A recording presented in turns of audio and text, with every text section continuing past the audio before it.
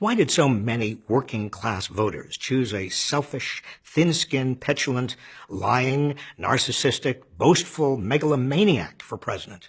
It's important to know because we need to stop more Trumps in the future. They're laughing at the crime. They're racist. There's nobody that respects women. The answer lies in the interplay between deep-seated racism and stagnant and declining wages. Both must be addressed. Some white working-class men and women were and still are receptive to Trump's bigotry. Build that wall. Build that wall. But what made them receptive? Racism and xenophobia aren't exactly new to American life. Fears of blacks and immigrants have been with us since the founding of the Republic. What changed was the economy. Since the 1980s, the wages and economic prospects of the typical American worker have stagnated. Almost 80% now live paycheck to paycheck, and those paychecks have grown less secure.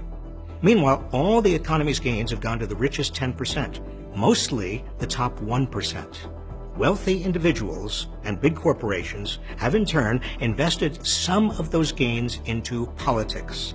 As a result, big money now calls the shots in Washington, getting subsidies, tax breaks, tax loopholes. Even Trump promised to close the carried interest loophole. Carried interest was unfair, and it's gone. Yet it remains. And bailouts. The near meltdown of Wall Street in 2008 caused a recession that cost millions their jobs, homes, and savings, but the street got bailed out, and not a single Wall Street executive went to jail. In the 2 years leading up to the 2016 election, I revisited many of the places I had visited when I was labor secretary in the 1990s. People told me the system was rigged against them. A surprising number said they planned to vote either for Bernie Sanders or Donald Trump, the two anti-establishment candidates who promised to shake up Washington. But Trump's racism and xenophobia focused the cumulative economic rage on scapegoats that had nothing to do with its causes. It was hardly the first time in history a demagogue has used this playbook. If America doesn't respond to the calamity that's befallen the working class, we will have Trumps as far as the eye can see. Fake news. A few Democrats are getting the message, pushing ambitious ideas like government-guaranteed full employment, single-payer health care, industry-wide collective bargaining, and a universal basic income.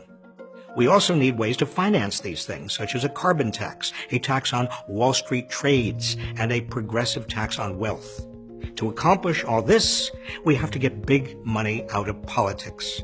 Even if Citizens United isn't overruled, big money's influence can be limited with generous public financing of elections, full disclosure of the source of all campaign contributions, and a clampdown on the revolving door between business and government.